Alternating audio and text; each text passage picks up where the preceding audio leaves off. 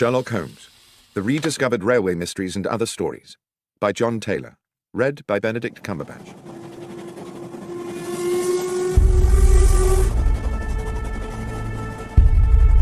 An Inscrutable Masquerade.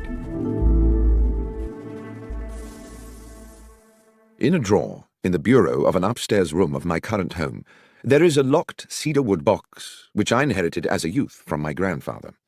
This is, one might say, my box of secrets. When I was young, it contained the treasures of boyhood, a catapult, a lump of beeswax, the carapace of a crab. For many years since, it has been the repository of an archive, admittedly a ragged and disordered archive, a collection of notes and scribblings concerning some of the many cases of my lifelong friend, the consulting detective Sherlock Holmes, which, for one reason or another, I never took the trouble to write into proper reports. Having had recently a little time on my hands, I reopened this box of yellowing notebooks, and it seemed to me that several of the cases, given the ocean of time between those events and the present day, would now bear telling. And I begin by chronicling an adventure which I may have dismissed for several reasons, not because it lacked baffling and intriguing elements, on the contrary, but mostly, I think, because it was, for me personally, such a dizzying and distressing experience. It was a Wednesday evening in July, at the end of a day of strait-jacketing heat, and I sat next to the open window of our parlour at Baker Street, drinking in the air and hoping for the liberating ripple of a breeze. The newspaper on my lap reported the release from police custody of a known criminal, Tobias Organ, arrested some days previously for the murder of Max Zimmerman, a moneylender shot through the head in his small apartment in Wardour Street. In the end, there had been insufficient evidence to charge Organ with murder, even though the police clearly thought him culpable. Strangely enough, I had once met Organ myself. He had come to me as a patient suffering, as I recall, from a severe lesion to the lower back, which he maintained had been caused by a fall against a metal stanchion, but which I had little doubt was in fact a stab wound. My diagnosis was supported, I believe, by his barely veiled threat that I should under no circumstances make known his injury to anyone else. He had an unforgettable, menacing way with him, and I had felt immense relief when he left my surgery. I'd been looking forward to discussing the Organ case with Holmes, who would certainly have some views on the subject, but when he finally appeared for dinner he was irritable and uncommunicative, and from these symptoms I guessed him to be in the process of some taxing mental work. All the same, I had no wish to sit out the meal in silence. "Stifling weather to be out and about, Holmes," I said, peppering a slice of beef. "Indeed, Watson, and equally stifling to be in." He busied himself with cutting into a potato. After a while I said, "I've not seen you today. I presume you were somewhere on business." "Yes, Watson, I was." Another pause, the chink of cutlery. "Somewhere local?" "Somewhere very local, Watson. I'd expect you'd like to know where." "Well, I've no wish to be intrusive." "In the basement. I've been all day in the basement of our house, and since your desire not to be intrusive is clearly struggling against your overwhelming curiosity to know, I will tell you why I was there." And he paused and smiled, "in the full confidence that you will not breathe a word to a soul about it." "Why, Holmes, of course not, and on the understanding that if I do tell you, you will not be able to leave this house until my work is complete." "What?" I put down, almost dropped, my knife and fork. "You don't mean not leave at all?" "That's precisely what I mean. So it may be that you would prefer to forego my secret rather than consent to becoming a prisoner here for what might be several days." Hopelessly intrigued, I gave no thought to the discomfort of being shut indoors in this sultry heat, no thought to the boredom, not even any thought to the fact that I had appointments in my diary. "I'm prepared to abide by your request, Holmes." He stood up from the table, his meal unfinished, and went across to the hearth to retrieve his pipe and tobacco pouch. As he filled his pipe and lit it, he sank into his armchair. "I believe you have been preoccupied with the case of Tobias Organ, Watson." "Yes, it has been on my mind. How?" "You twice left the newspaper open at that page. The moneylender Zimmerman, a legitimate businessman with a wife and young children, was murdered with an army rifle.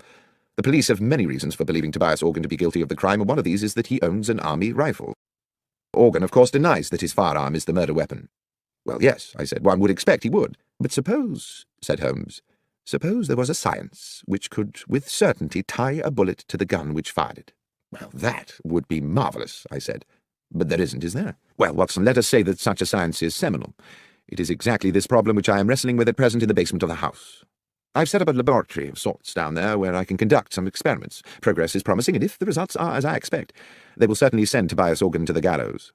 But Organ is an utterly ruthless villain, undoubtedly guilty of a number of murders, but devious enough always to palm them off on others. If he were to gain even an inkling of my work, we would be in the utmost danger." "I can see that you would be in danger, Holmes, but how might I be?" As I say, Watson, Organ is ruthless. To get at any enemy, his favourite trick is to abduct someone close to his adversary, often with, I'm afraid, horrific consequences. You know too much now, and since I'm not prepared to put you at risk in that way, I fear you must sit it out in these apartments. You must not answer the door, you must stay away from the windows, no visitors. You must lead the life of a prisoner until such time as this matter is settled. Well, I said, it might be good for me. I have a medical paper to write, and the period of confinement might induce me to keep my nose to my studies. Excellent, Watson. I'm sure your sacrifice will not be in vain. I really did not see myself sacrificing very much at all. I spent the evening cancelling all appointments for the following week, and went to bed rather looking forward to a few days of fruitful incarceration. The morning found me in a hopeful mood in what appeared to be an empty house. Holmes, I presumed, had already descended to his basement laboratory. Our landlady, Mrs. Hudson, had left me a pleasant, cold breakfast, an indication that she herself had had to leave the house early. The day, while already warm and bright, had not yet begun to turn oppressive. The clock over the hearth ticked slowly as I settled down to my books, experiencing for the first time since my student years some of the quiet ecstasy of study. By midday, the room had become hot. My concentration meandered, and thirst plagued me.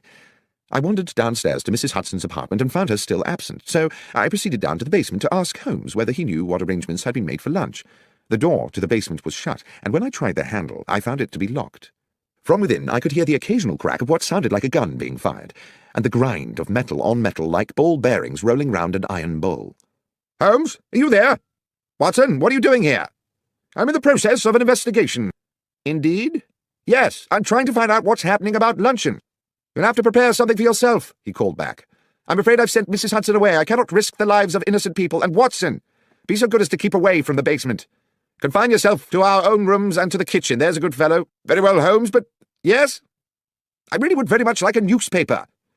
"I'm afraid you must do without. Neither of us can take the chance of leaving here until this business is complete. Now please, let me get on." I trundled to the kitchen. I managed to find myself some bread and cheese, which I took back upstairs.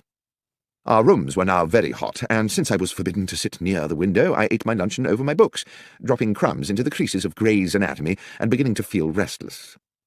After lunch, I managed to force myself to a little more work, but by 3 o'clock had fallen asleep in the armchair. I woke to hear the sounds of evening traffic moving along Baker Street. I listened with something like envy to the busy hubbub of those who were free to come and go, who had families to return to, and simple feasts awaiting them at convivial tables. My lot seemed bleak by comparison. Holmes did not emerge from his infernal basement, and Mrs. Hudson did not appear with an evening meal. I cannot recall how the rest of the evening passed. The heat absorbed during the day by London's pavements now radiated back to thicken the evening air. The world outside, of which I had no news, became gradually silent, and I, hungry and disconsolate, went finally to bed. The next morning, after a makeshift breakfast, I got down to some work, and was well into the argument of the paper I was writing, when I began to realize that the room was again beginning to become airless and oven-like. Determined not to succumb to lethargy as I had the previous afternoon, I decided that despite Holmes's strict embargo on going near the window, I simply must have some air. As I raised the sash, I saw a cab approaching along Baker Street and stopping directly beneath the window. The passenger who stepped out was Nicholas Cartwright, an old university friend now writing for the Times. I hadn't seen him for a couple of months, and he seemed about to pay a surprise visit. Desperate as I was for company, I could not forget the promise I had made to Holmes to admit no visitors. The doorbell rang. My first idea was to wait for Cartwright to give up and go away, but there quickly came a second ring, and with it a call from the street through the now open window. "Watson?" A note of anxiety in his voice suggesting that all was not well. Cartwright was a good friend. I did not see how I could linger there pretending to be deaf when he might be in need of my help. I dashed down the stairs and opened the front door. "Watson, so pleased to have found you." The statement immediately struck me as odd, as did Cartwright's whole demeanour, but mindful of the proximity of Holmes in his makeshift laboratory, I whispered, "Look, old chap, odd things are going on. Come up, as quietly as you can. I'll explain there." A sudden sharp crack issued from the depths of the house, and I hoped that, preoccupied as he was, Holmes would have no inkling of the presence of my visitor. As we entered the parlour and shut the door, Cartwright said, "Watson, I've been worried about you. I didn't even know if I'd find you here." "Worried?"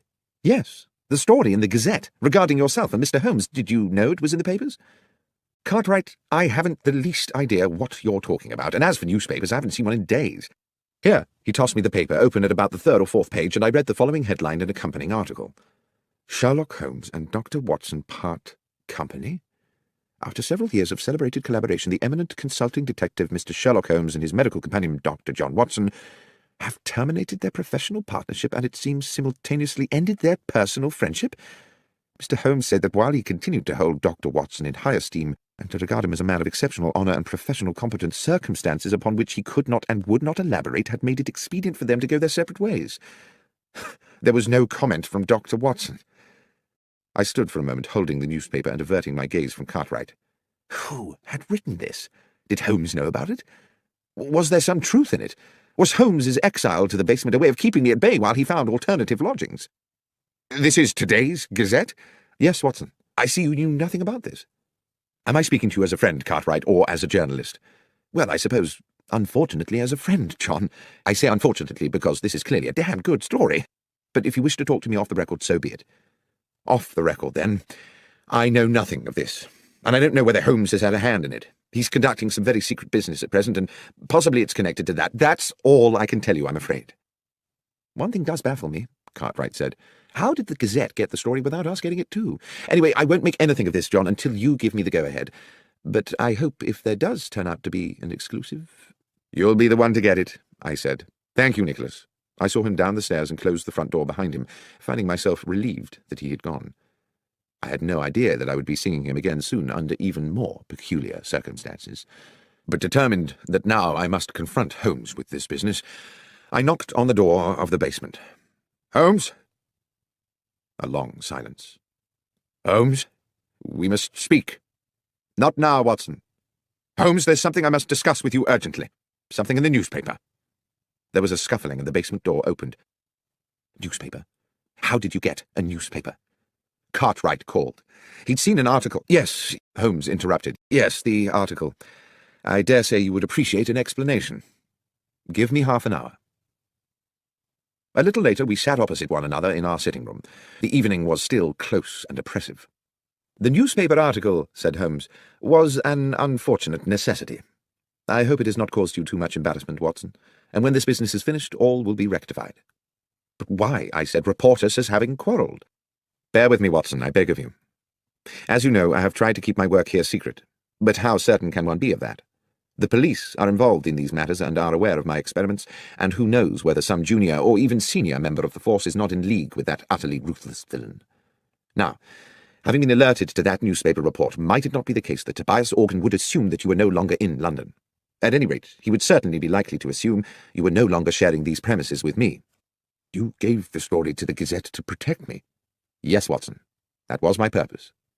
I just wish that you'd consulted me first. You were not supposed even to know about it, Watson. And if you had not had a visit from Cartwright, you would never have seen the article. It was unfortunate that he came when he did. It was the article that brought him. Yes, a miscalculation on my part. Now, it is late, work to do tomorrow, and I must insist on extracting from you another guarantee. What's that, Holmes? That you will not, under any circumstances, interrupt my work again.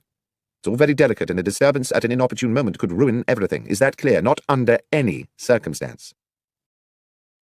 That night I lay awake in the muggy heat, the bedclothes pulled back, and grieved for what I calculated to be the death of my reputation.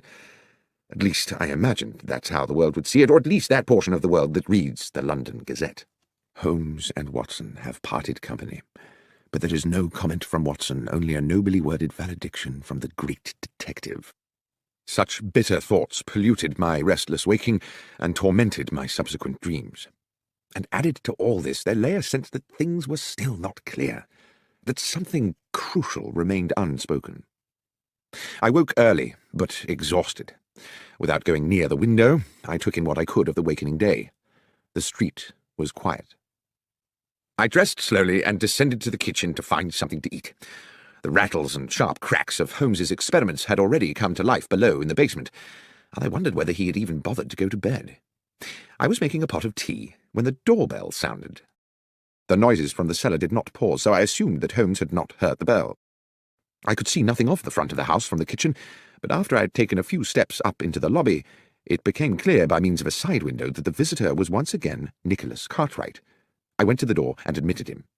Cartwright? What's going on, Watson? What do you mean? I mean, what game is being played here? Cartwright? I've no idea what you're referring to. You better come up. He was, I could tell, steaming with anger, though I had no idea what I could have done to arouse it. He would not sit. He stood, with his arms behind his back, a man preparing to deliver an accusation. "You told me you were inescapably confined to this house?"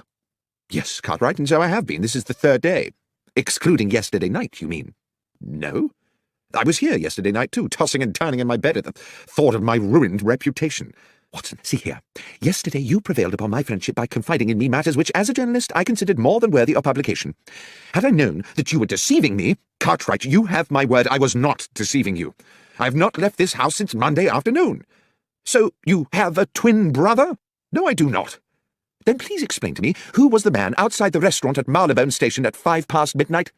I take it he resembled me." "More than resembled. I do hope you're being truthful with me, Watson." I could see that his suspicions were not allayed.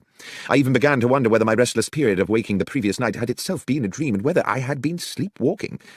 Such things are possible, I know, and the heat, my fatigue, and the events of the last days had left me so baffled that in that moment of confusion I could not entirely rule it out.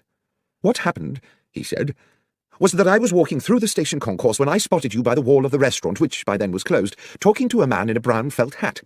I would have approached you, but when I caught your eye, you cut me as dead as if you didn't know me, and I assumed your conversation was of some importance. The more I thought about it, the more I thought it was a poor way to treat a good friend." Suddenly the fog in my brain gave way to an horrific clarity. I knew that I must rid myself of Cartwright at once. "Thank you for telling me this," I said. "It is of the utmost importance. But, Nicholas, and I pray you won't take this amiss, I must ask you to leave." "To leave?" "Please. This is a fearfully serious business. There is real danger." "You're not just trying to get me out of the way, Watson?" "That's exactly what I'm trying to do, Cartwright, but for a very good reason. Believe me, you will have your story." "Very well, John. Very well." At the front door he patted me amiably on the shoulder. I shut the door on him and leaned against the wall, trying to get my thoughts in order. Holmes had instructed me not under any circumstances to trouble him again, yet this situation was possibly critical. If Tobias Organ had hired some impersonator to look and sound so like me that even Cartwright, who had known me for years, could be convinced, then Holmes might also be deceived, and then what power they would have in their hands. If I could not speak to Holmes, I could at least alert him by other means. I ran up the stairs with the idea of writing a note which I could slip under the basement door, but as I reached our rooms, I heard a cry from the street. Without thinking, I ran to the parlour window. 100 yards southwards, along Baker Street, 3 men were struggling. 2 of them were bundling the third man into a cab against his will. It was Cartwright. I dashed down the stairs and ran into the street. The driver of the cab had already whipped up the horse and moved off at a lick, but I gave chase, fury and outrage fueling my progress. I pursued them for a good half a mile until eventually they outpaced me, and I stood gasping for breath outside St. Vincent's Church. I sat on the pavement. I needed Holmes's help. The transgression of a broken promise was a trivial thing, surely, in the context of this appalling incident. I would go to him immediately. Aware that, in the haste of my pursuit, I'd left the front door of the house open, a new anxiety overcame me. Clearly this kidnap was the work of Organ's ruffians, and who was to say that they would not take advantage of an open door? I trotted as briskly as I could back to Baker Street. But the door was no longer open, and on such a close and windless day I thought it unlikely it had been closed by a draught. The horrible thought occurred to me that someone may have already got in, and then everything seemed to tumble into place. Cartwright's abduction had been intended to draw me out of the house so that the man masquerading as myself could gain entry. Holmes would be unaware of this. He would eventually open the door of the basement to his assailant, and believing it was myself he was admitting, would offer the easiest of targets. I had left the house without a key, but I knew there was a possibility of access via the rear of the terrace. This entailed my knocking at the door of our neighbour, Mrs. Harben, an elderly, amiable woman who seemed happy to allow me access to the rear of the building. Here I was obliged to scale a wall to the yard outside the back of our own dingy basement, the front room being that which Holmes had taken for his makeshift laboratory. There was no light within. I opened the door with infinite slowness. The noise of Holmes's experiments seemed to have stopped. The door that connected this room to the front half of the basement was 6 or 7 short paces away, but it was too dark to see whether the bare floorboards were liable to move and groan when I trod upon them. I tested each step before lowering my weight, and moved with the floating motion of a rather overweight pantomime artist. 1, 2, 3. Then there was movement behind me. A hand was clamped across my mouth and an arm locked around my throat. The grip was expert. I could not breathe or move. The hot breath of my assailant in my ear whispered, "Doctor, do not cry out. I'm going to release you and you will turn round slowly and face me. You must not make a sound. Tap my hand if you understand." I reached up to the hand around my throat, and obediently I tapped it. The arm released me, and as quietly as I could I took a deep draught of air, turning as I did so. "Lestrade!" "Shh! Yes, Doctor! Wasn't expecting you here. Or rather, in a sense I was, but since you are just about to arrive, I wasn't expecting you to come in the back way as well." The policeman smirked at his little conundrum. "Will you explain to me," I began, "what on earth you mean?" "Not now, Doctor," he said. "Glad you're here, though, sir. An additional pair of ears. Up close to the door now, and listen, it won't be long." It was indeed less than a minute before we heard the door from the front of the house opening into the laboratory, and the arrival of what sounded like 2 men. The door was closed with a thump, and a gruff voice said, "So this is it?" "Yes, this is where he's working." There was something familiar about that second voice. "And he won't be back for a while?" "No, half an hour, I should think." At that moment, with a shock, I recognized the other voice. It was my own. I turned to Lestrade again, but he just put his finger to his lips and indicated that I should continue to listen. "So what's the plan, then?" asked the gruff voice within. "To match the bullet that killed Maximum with the ones from your gun," said my voice. "The police know you killed him, but they need Holmes to provide them with evidence that will convince a jury. Evidently, I thought, the gruff character is Tobias Organ." I heard him pace about, then spit noisily. "Zimmerman's not the first one I've topped, and they've never got me yet. They say you only got £4 10 from him." "Never you mind what I got. Anyway, I never killed him just for the money. I killed him because he gave me a bad look. He gave me a bad look, and I gave him a bad headache. A bullet right between the eyes. Now, let's deal with this little problem." Suddenly there was a tumultuous crash, as if one of the walls had fallen in. "In we go, Doctor," said Lestrade. He pushed the door hard, and we rushed into the laboratory, where Organ had kicked Holmes's equipment flying in all directions, and where, to my amazement, I saw that he was now being attacked by myself. A perfect duplicate of me cracked him a right hook, then a left hook, and then felled him with a blow to the side of the head.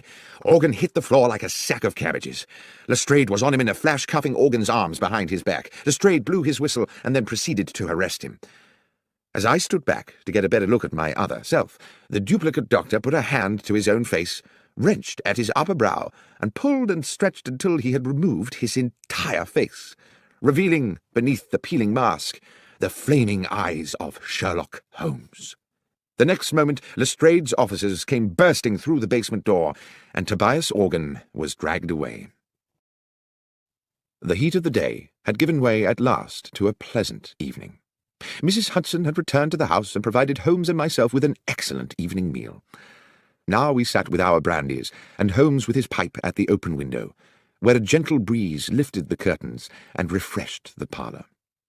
"As you will have deduced," Holmes was saying, by way of explaining it all to me, "the object of the masquerade was to lure Organ somewhere where we could extract a confession from him by subterfuge." "But your ballistics experiments," I said, "would they not have been enough to convict him?" "It is a science only in the imagination," Holmes said, "and though one day I'm certain it will be more than that, there is much more work to do than I could accomplish in a fortnight. But Lestrade and I agree that if Organ believed himself to be at risk from my experiments, he would wish to destroy them. What on earth were you doing in there, Holmes, if the thing was a complete hoax?" "I'm afraid I did deceive you a little. I was not in there all the time. The mechanism of an old railway clock and a device employing elastic and a drum skin were intended to give the ear the impression of ongoing industry." "Well, it certainly deceived me," I said. "But was it really necessary for me to be incarcerated for the duration?" "I'm afraid so, my friend. If Organ, through one of his spies, had got wind that there were 2 Watsons, the trick would not have worked. What's more, it was necessary for him to believe that you and I had quarrelled, and therefore that the good Dr. Watson might be in the market for a bit of betrayal. Unfortunately, your friend Cartwright saw me meeting Organ's accomplice at Malibran Station, and almost let the cat out of the bag. It was necessary for us to put him somewhere safe. Lestrade's men kindly subjected him to a temporary and very comfortable period of kidnap. It was you who had him dragged away."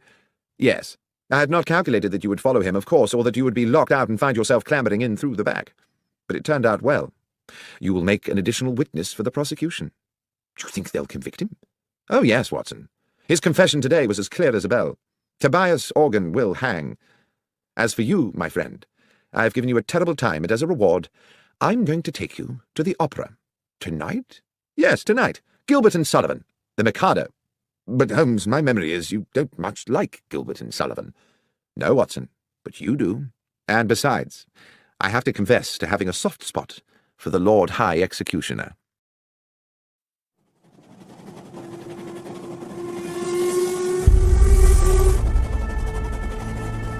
The Conundrum of Coach 13. On an October morning, when rain streamed from the black clouds that swept above our Baker Street lodgings, I found my friend Sherlock Holmes in a similarly overcast mood.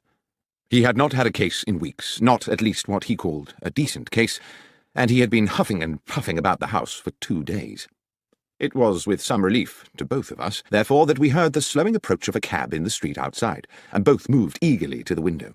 The hansom did indeed stop directly beside our door, and after a moment a large and finely dressed middle-aged gentleman emerged into the downpour, paid his fare, and rang our doorbell. Holmes was smiling. Now what could make a rich American so distressed, Watson, that he would come pell-mell here to us from Paddington? An American? I said, drawn irresistibly, as usual, into Holmes's tantalizing games. Certainly, and I think a formidable character. And do you wish to tell me how you deduce all that, Holmes? I deduce his distress and his nationality from the fact that he just tried to pay the cabby in American dollars before recalling which pocket held his pounds sterling.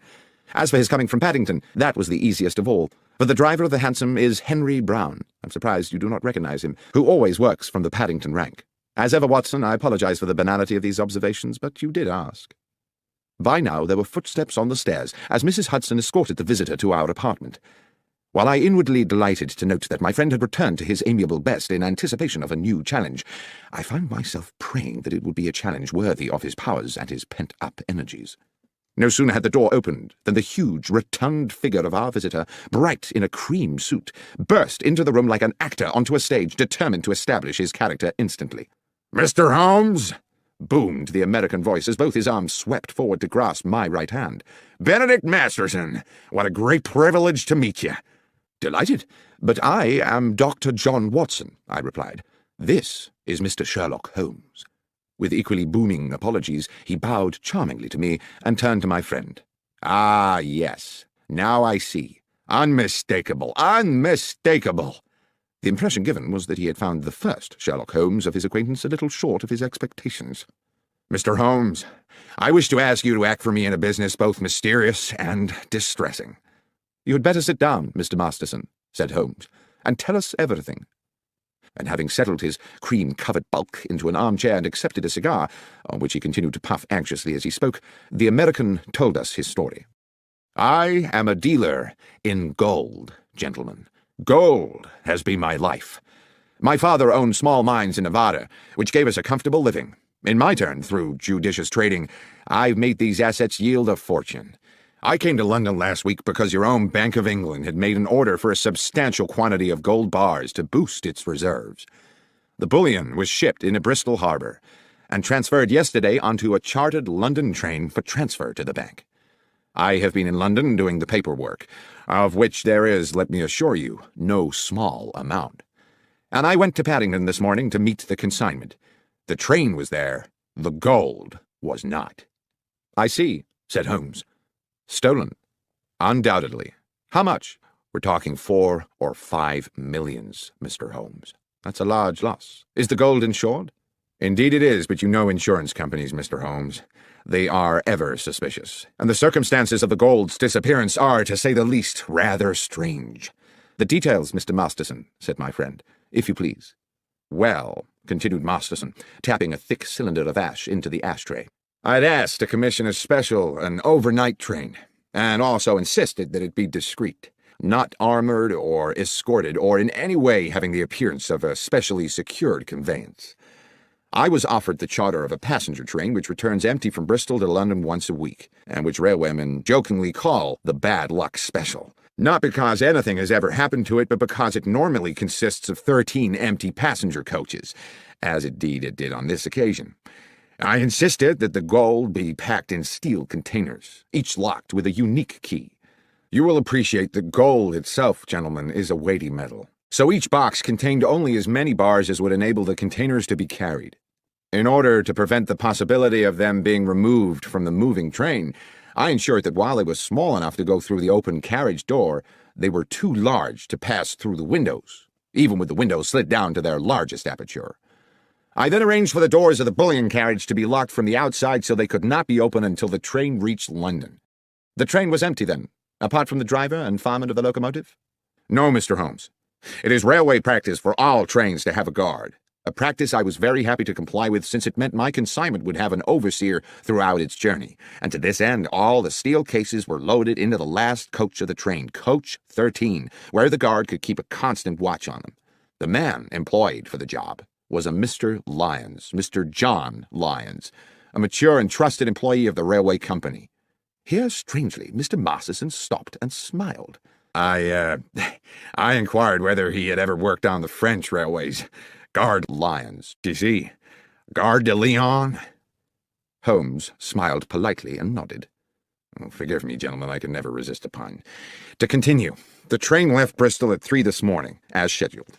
But when it arrived at Paddington at 6, the steel boxes of gold were gone. Mr. Holmes, this was an impossible robbery. The train stopped only once for a minute or so to take on water. Hardly time to unload a single box of bullion, let alone 100 of the darn things, weighing in at 150 pounds apiece. And the guard? Asked Holmes. Lyons claimed that he fell asleep somewhere into the journey and woke to find the bullion disappeared. He's being held at Paddington along with the driver and engineer, but all ardently protest their innocence. And with regard to other suspects, can you think of anyone in your organization who might feel inclined to take advantage of you? Masterson pinched his lips and looked embarrassed. Well, if I may confide something to you in the strictest confidence, my estranged wife, Laura, still has shares in the company. She believes that she should have more. There is, some bitterness in this regard. However, I know Laura well enough to doubt that she is a thief. My friend simply said, "Thank you, Mr. Masterson. I will certainly take the case on. Would you be so good as to wire Bristol and inform them that Dr. Watson and I are on our way?" "I will, sir. You mean to go there today?" "Indeed, yes, as soon as I have made a check or two at Paddington Station." "Well, I surely thank you. I can think of no better hands in which to leave the case of the bad luck special than those of Mr. Sherlock Holmes." Holmes did not smile. "I never leave anything to chance, Mr. Masterson. Perspicacity and reason are the tools I employ." "Forgive me, Mr. Holmes.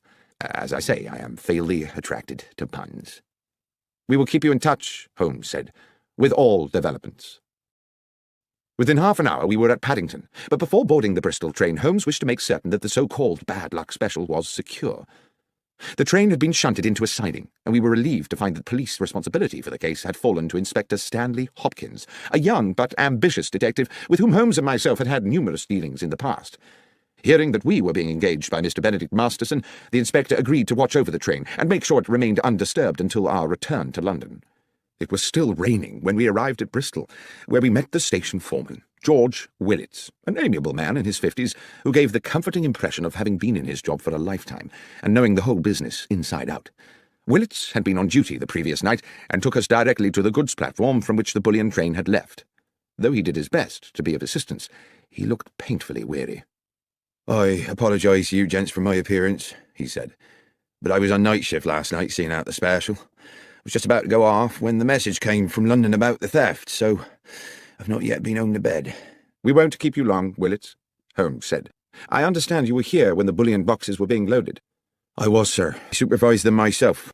Watched them being lifted into the guard's carriage at this very spot, before I sent the signal to bring in the rest of the train." "The guard's coach was not connected to the train while it was loaded." "That's right, sir. The rest of the train was shunted out of the siding and coupled up just before she was due to leave." "And who brought her in?"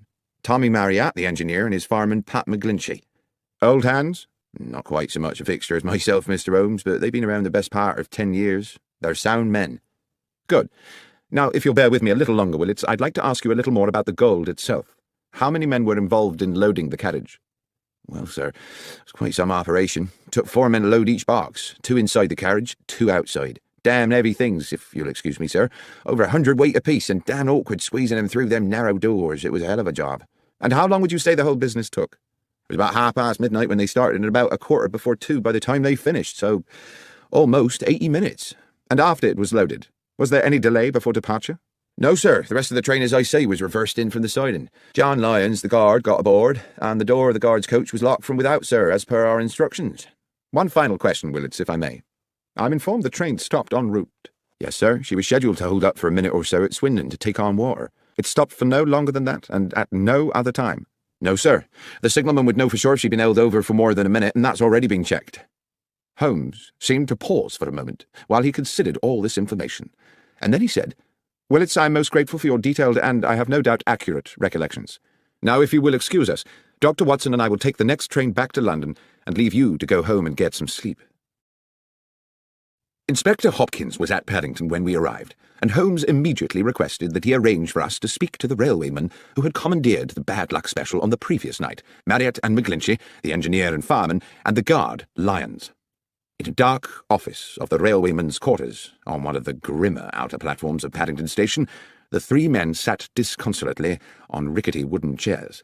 It occurred to me that they had by now been detained in this dismal place for several hours, and when Holmes and I were introduced to Lyons, he barely had the energy to nod to us. But he did speak, his words almost drowned in the muffler which half covered his mouth. I dare say you think me a thief, Mr. Holmes, from what you'll have heard. I'm not, sir. But what I have done is derelict my duty, so maybe I deserve what's coming. I want to assure you, Mr. Lyons, Holmes said, that my intention here is to uncover the truth, and uncover it I will. If you are, as you say, innocent of any crime, you have nothing to fear from the law. But tell me how you think you failed in your duty. Well, I were meant to keep my eye on the shipment, sir, weren't I? But I fell asleep. It's not something I make a habit of, but this time I did. And woke to find the bullion gone? A nightmare, sir. I suppose I should have stopped the train with a pull call, but I was in a bit of a daze. How long do you think you slept? I thought about that, sir. I remember us passing through the White Horse Valley just before Swindon, and when I woke up, we were about 10 miles out of it and past the Lumsey Water Tower. Holmes looked towards the fireman McGlinchey, a plump man with rich black curls. When you stopped to fill the tank, did you notice anything odd? No, sir. It was a dark night, and there were no lights there save the fires from the boiler. You couldn't see 20 feet beyond the train. Holmes turned back to Lyons. I would like you to describe to me the events of yesterday evening. Well, sir, I wasn't due to start my shift until 1 in the morning, so around about 12 I had a brown ale in the railwayman's canteen and collected some sandwiches and a can of tea for the journey. Just tea and sandwiches. Yes, sir, and a piece of seed cake, if that's not too much detail. There is no such thing as too much detail. Please continue with your story. Well, at about 1:30 I made my way over to the goods platform. They just finished loading the bullion into the end carriage, and the other part of the train had been brought in and coupled up. A gentleman in a suit gave us final instructions. To the engineer and fireman Tommy and Pat here, he said the train was cleared to London, with just the one brief water stop, which was under no circumstances to take more than 3 minutes, and if there should be an emergency, they weren't to leave the cab. At that point, they locked me in with the gold, and at exactly 2 a.m, we were on our way. About a half hour after, I had me sandwiches and a few swigs of tea.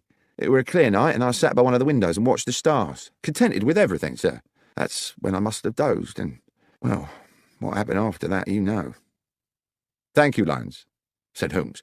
Then he turned to young Inspector Hopkins with a new, fierce gleam in his eye.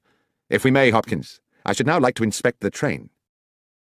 We made our way along the track to the engine sheds, and after checking the locomotive, searched through each of the 13 coaches, whose number I carefully counted myself, until we arrived at the last, the guard's coach, in which the gold had been transported. Now I have been assured, Holmes said to Hopkins, that the doors of this coach were locked from the outside for the duration of the journey. Yes, Mr. Holmes. Yet it was possible to move along the train through the coaches via the connecting doors? Yes. And what of the other coaches? I checked them. Their outer doors were all locked too, but it would have been impossible anyway for the thieves to have moved the containers along the train to jettison them from another carriage. The boxes of gold were too big to pass through the connecting doors. All that had been carefully calculated. But is it quite certain, I ventured, that the boxes could not have been opened and the gold removed bar by bar? Quite certain, said Hopkins. Not without the original keys. They were unique to each box. Besides, Watson, said Holmes, if the boxes had been opened here, then, with or without the gold, they would still surely be here now. Speaking of which, Hopkins, the carriage is just as it was found when the doors were first opened this morning. As I said, Mr. Holmes, nothing's been touched. Holmes took an initial sweeping glance around the carriage interior, then stooped to pick something up from the floor. This brown paper, I presume the wrapping for the guard Lyons's sandwiches. Yes. This is can of tea? Yes. Curious that he had a can of tea? No. Curious that a man under stress should be so painstakingly tidy. I don't understand, sir. Never mind. What do you make of this, Hopkins? Holmes had picked up from the corner a loop of scarlet fabric, silken and ruffled. I don't know, Mr. Holmes. I was completely baffled by it. It seems to be a small decorative item of some sort from a lady's wardrobe. A hair tie, I should think, I said. How might it have got here? I don't know, Doctor, I'm sure. But I suppose it's theoretically possible that someone might have concealed herself in another carriage. Holmes had put the object to his nose. There is a perfume to it, he said, but faint, as though it had not been worn for some time. Could it belong to the thief? I asked tentatively. Possibly, said Holmes, though I think that might have been a thief too many. He stooped to replace the scarlet fabric on the floor of the carriage. I think we are close to a conclusion, Watson. Hopkins, I should like to talk to the guard lions again, and to the driver and his fireman. Please make sure that there is at least one other police officer present, and we must be sure to invite Mr. Benedict Masterson to our little denouement, since he's been kind enough to pay the fee for this investigation. By the time Masterson arrived, the clock was approaching 9, and we sat in the old mess room bathed in dingy yellow gaslight. The rain rattled ceaselessly on the roof and windows, and, when we were all assembled, the 3 weary railwaymen, along with Benedict Masterson, Inspector Hopkins, a junior officer, and Holmes and myself, the gathering became hushed and expectant. Masterson said, "Well, this has certainly been a baffling business, Mr. Holmes, but I assume we're here because you've picked up some clues along the way. You are certainly a man equal to his reputation, sir. The inspector mentioned a red silk trinket of some sort." "Yes," Holmes said. He produced the item from his pocket. "This piece of perfumed fabric. The clear message is that someone was concealed in the carriage with the bullion." "I see. And moreover," I put in, "that the concealed person was probably female." Masterson appeared a little shaken. "Female, you say? Oh, dear." "If I may," said Holmes, "we will return to that later. Mr. Lyons, let us revert for the present to the subject of your sandwiches." "My sandwiches again, sir?" "Indeed. The sandwiches you took on board the train last night, together with the seed cake and the can of cold tea. You say you ate them just before you fell asleep." "Yes, sir." "You ate the sandwiches and the cake, you dozed off, you woke up again, and the gold was gone." "Yes, sir. That's how it happened." "And when you came round and realized the gold had gone, you say it was like a nightmare." "Yes, Mr. Holmes." "You were very agitated?" "I certainly was. Too agitated, I expect, to sweep the floor of the carriage." "To what, sir?" "I presume you did not sweep the floor of the carriage at that point, in that disturbed state." "No, sir, I didn't. With respect, sir, that's not my job." "Quite. I wouldn't expect you to, which makes it very difficult to explain why, when I examined the guard's coach this afternoon, I found not a single crumb on the floor. Now, can anyone here tell me how it's possible to eat several sandwiches and a slice of seed cake without dropping a single crumb? Or, come to that, a single seed?" "I promise you, sir, what I said about my supper was true. I remember exactly what I brought and exactly what I ate." "I have no doubt of that, Mr. Lyons." "Then what, sir?" "My point is merely that you were obviously not in coach 13 when you ate the sandwiches." "On my honour, Mr. Holmes, I swear I was." "Oh, you were in a carriage, certainly, but you were not in the carriage in which your sandwich wrapper was found. The coach where you ate your supper, the coach with the bullion, never made it to London." "Mr. Holmes, this is confusing," began Masterson. Holmes interrupted. "On the contrary, Mr. Masterson, it's very clear. The coach containing the gold was uncoupled from the train when it stopped for water, run into a siding by those awaiting it, and unloaded of its cargo at their leisure during the night. It was a perfectly dark night. There was no moon, so the railwaymen, as Mr. McGlinchey here has recently confirmed, could, from the water pump, see nothing of what was going on at the back of the train." "But, Mr. Holmes," said Inspector Hopkins, "the Bad Luck Special has 13 coaches. Everyone knows that. And you will no doubt yourself have noted that we passed through exactly 13 coaches in our inspection of the train this afternoon." "Oh, it has 13 coaches now, of course, Inspector," Holmes said. "And it only struck me after we had left Bristol and its pleasant station-master Willits that he had described to us in detail his whole engagement with the loading of the gold and the departure of the train without once mentioning that he'd counted the coaches before the train left. The fact is, he didn't count them. He didn't think he needed to. The Bad Luck Special had always consisted of 13 coaches. He wasn't to know that your accomplices at Bristol had added an additional coach to the train before it was attached to the coach carrying the boxes. A coach with its seats stripped out to make it practically identical to the bullion car. On that one night, the Bad Luck Special had not 13, but 14 carriages.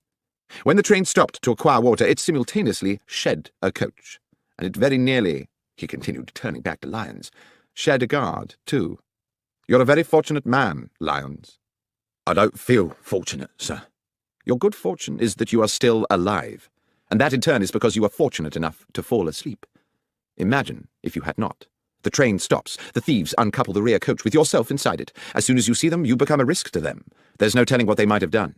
What I believe actually happened was that as they were releasing the carriage from the train, someone noticed that you were asleep inside. They took the opportunity to move you into the next coach, along with your tea can and sandwich wrappings. You may be thankful you did not wake at that moment. Masterson wore an expression of amazement. I am full of admiration, Mr. Holmes, but at the same time, I feel somewhat desolated. This clearly means that someone in my organization has betrayed me. Which brings me back to the ring of scarlet silk discovered in the carriage. Certainly an intriguing adornment to the problem, said Holmes. It could indeed signify the presence of a woman. But there is the mystery, I said, of how she got there or what she might have done. I think, however, said Holmes, that is a mystery with a simple solution. At this point, Masterson appeared rather tragically stricken. You're thinking... Yes, said Holmes. You're thinking that my estranged wife, Laura... Dear God, that foolish woman. Oh, come along, Mr. Masterson. You know full well your wife had nothing to do with it. There was no one aboard the train save the 3 men here, driver, engineer, and guard, and none of them had anything to do with the robbery. The 3 railwaymen looked at one another as though they had suddenly had revealed to them their entitlement to a joint fortune. As for the thieves, said Holmes, they are to be located somewhere nursing a hoard of bullion, apart, of course, from their paymaster, who is sitting here with us. Is that not so, Mr. Masterson? Masterson blustered and steamed. He was outraged. This was absurd. How dare you, sir? What evidence have you for such an outrageous suggestion? I had misgivings from the beginning. I could not understand why you came to me so quickly after the theft had been discovered when you had so much else to deal with. I see now that you were at pains to demonstrate to the insurance company that you were doing all in your power to recover the bullion because, of course, if you could have both the gold and the insurance money, you would have considerably augmented your fortune. But worse still, what your partners in crime would have done to Mr. Lyons, had he not had the good sense to fall asleep on the job, hardly bears thinking about. You were prepared not just to steal, but to be an accessory to murder. This is speculation, Mr. Holmes. This would not stand up in court. You should be looking for another felon. What about that red silk ring? Ah, yes. You've been very subtle about that, Mr. Masterson, suggesting your wife's name one moment and the next assuring me that she could not possibly be implicated. I doubt whether you thought she would be, but you certainly sought to throw me off the scent. What was that item, if not a red herring? And is that not, for those who like to play games with words, another way to say a red herring? What fun you no doubt planned to have with that joke, Mr. Masterson, had you got away with this business. Now it seems the joke is on you. That was one pun, Mr. Masterson, which you would indeed have done better to have resisted. But whether justice was fully done is a moot point. In expectation of reducing his own sentence, Masterson eventually divulged the names of his accomplices and led police to the embezzled bullion. And although he was committed to prison for several years, it was clear that once his sentence was served, he would continue the life of a wealthy man. I can't understand, I said to Holmes a couple of evenings later, why you seem so damnably happy. A man is never more content, Watson, he said, than when doing well what his nature has fitted him to do. On which thought, will you pass me the tobacco pouch? I think we should indulge ourselves in a brace of good pipes.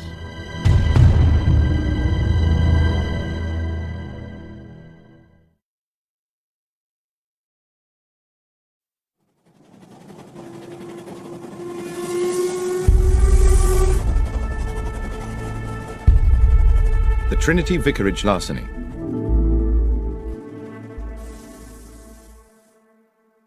One fine spring morning, Sherlock Holmes and I received into our rooms a portly gentleman in a purple dress. That at least is how it momentarily appeared to me, as I glanced up from the Daily Chronicle at the open door. The purple gentleman, it transpired, was the Right Reverend the Lord Bishop of Kent, an old acquaintance of Holmes, and he had brought with him, as so many of our visitors do, a problem that was clearly causing him some agitation. Mollified a little by coffee and a cigar, Bishop Spriggs needed no prompting to divulge his story. The nub of my problem, gentlemen, is an unfortunate young priest. A young man of promise and talent, very popular with his parishioners, who has inadvertently got himself into deep water." "Intriguing," said Holmes. "You may recall," the clergyman continued, "that Trinity Church in the Kent village of Hetchingham was last year in the news because of an exceptional discovery." "Of course," I said. "A silver chalice of considerable worth was discovered in the crypt." "Yes, Dr. Watson. A magnificent medieval relic, the so-called Hetchingham Grail, weighing some 22 pounds. With my approval, it was sold to the British Museum, with the idea that a good portion of the proceeds would go towards restoring Hetchingham Church. The Reverend Kingsley, pending the beginning of the building work, had locked the money up in the church crypt. It was stolen yesterday. Holmes, you can imagine what an outcry there'd be if this found its way into the papers.